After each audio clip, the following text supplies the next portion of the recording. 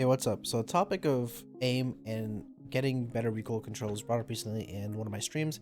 So I figured I'd do a video on it explaining if there is a way to increase your aim, get better at aiming and recoil control, as well as does it really matter in Planetside 2. So before I show you ways to improve your aim, I want to talk about does aim matter in Planetside 2? And the answer is yes and no. The game can be played however you like. You don't have to be just shooting things. You can play in vehicles, you can repair, you can heal, you can revive. The game is almost a sandbox and you can do whatever you want. With that being said, let's talk about things that can actually improve your aim and help you win 1v1s and engagements better in Planetside 2. The first thing I want to ask and talk about is, do you have your crosshairs in the middle of your screen? This might sound like, of course it is, but if you play Battle Royales, this may be something you're struggling with, because in Battle Royales, the game programs you to look down for loot, and playing Planetside, your enemies aren't usually going to be under you, unless you're playing LA or on elevation. So next time you play, just double check, keep an eye on that, make sure your aim is on the center or where people are coming from, not the ground.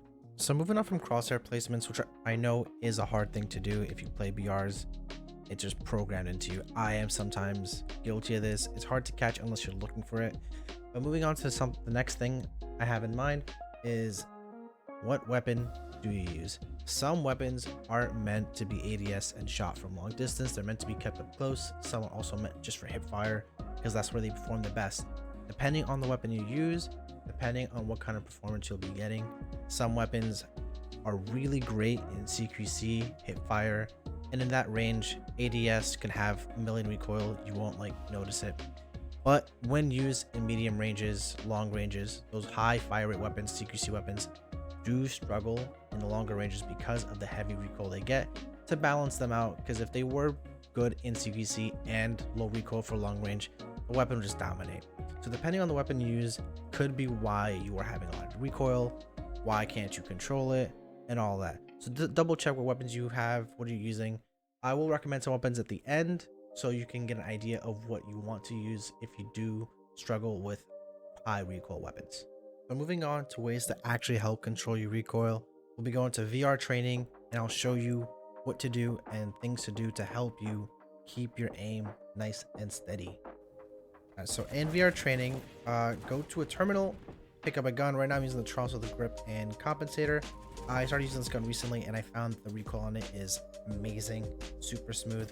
The reason I love this gun is because, let me show you, the gun kicks straight up. So what that means is when you shoot a weapon in Planetside, the way to control the recoil is to pull the opposite direction of the kick. So if the gun kicks straight up like this, the way you control it is to pull straight down. Moving on to a gun I feel has not that good of a recoil at range, but is designed for CQC, as I'll show you right now. In CQC with hipfire, the gun just melts, does the deeps, shoots really fast, mag dumps, all the good stuff you'll want in close quarters. But the thing is, with this gun, to balance it out, at range such as this, if I hold the trigger and control it, the gun gets a little wild. So if you're using a gun like this and you're having issues controlling the recoil, it is okay. That's how the gun is supposed to be like. It is really, really difficult to control the recoil of a weapon such as this. You can get better with it with time, but picking up for the first time, expecting it to be laser accurate at range, impossible. If I go to try to control my recoil at something at range for this infiltrator, for instance, it is almost impossible. I still get the hit, get the kill, but in gameplay scenarios, people won't just be standing still. You'll be moving, stuff will shake your screen, all that good stuff. All right, so if this is what you're going with, try not to use it in ranges that aren't meant for the weapon. Moving on from that, for instance, I haven't showed you the recoil of this weapon, so if I go and aim and I hold the trigger, the gun goes up and to the right. Now that recoil pattern isn't impossible to control. It is more difficult than the previous weapon I showed you, because the previous weapon shoots straight up. This one goes up and to the right. So the way you control this isn't by pulling straight down, because let me show you if you pull straight down. The gun will slowly go to the right. You don't want that. the way to perfectly, or as well as you can, control the recoil is to pull down to the left. Again, pulling down to the left, the opposite direction, up to the right, makes the gun shake a little bit, but in CQC, medium range, it works pretty well. So controlling the recoil of this weapon in medium range to find a target for me to show you. On this fellow right here, the gun seems pretty accurate. I'm going for body shots, headshots. It feels pretty well. But if I go for someone in the distance right there, out of ammo, someone in the distance right there, it does get a little bit more difficult. So try not to use a weapon that isn't meant for long engagements in those scenarios, and you'll start seeing a little more success in your gameplay. Staying with this weapon that has high recoil in long ranges, I want to show you a way you can still use it in those longer ranges and still feel like it's doing okay. It isn't meant for that range again, but if you do find yourself using it in that range, I'm going to show you something that will help you win, or try to win those engagements. So I'm going to use the dummies out here, and what you'll want to do is find your target, of course, but instead of pulling the opposite direction of your recoil, you're not going to hold your fire button. So what you'll do is find the target and shoot about 1, 2 to 3 shots, maybe 5 depending on how well you control the burst, and you're going to want to burst fire. So this fellow right here, 2 bursts, got the job done. This fellow right there, 3 bursts, got the job. Finish the reload.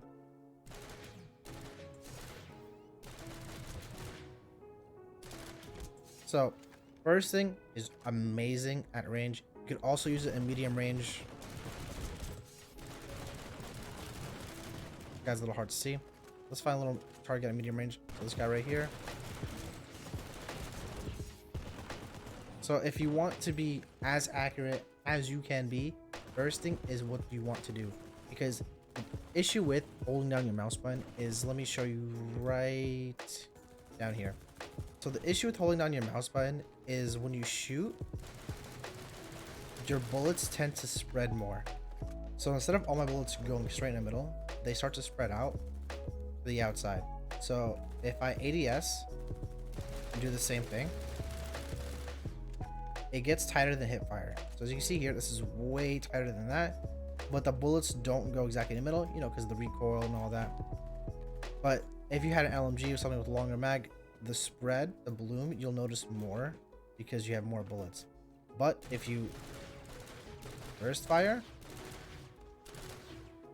the bullets are more centered compared to this, which more bullets on here, some bullets up there. These are more centered depending on your burst. So if you want the best accuracy possible, you're gonna want to burst the weapon. Again, this weapon isn't made for those longer ranges. It's made for closer CQC engagements. So if I switch something more the likes of the Tross, which has high damage, control recoil in my opinion, and good for longer ranges, something like this. That is what, 4 bursts, 5 bursts I did? Insanely accurate.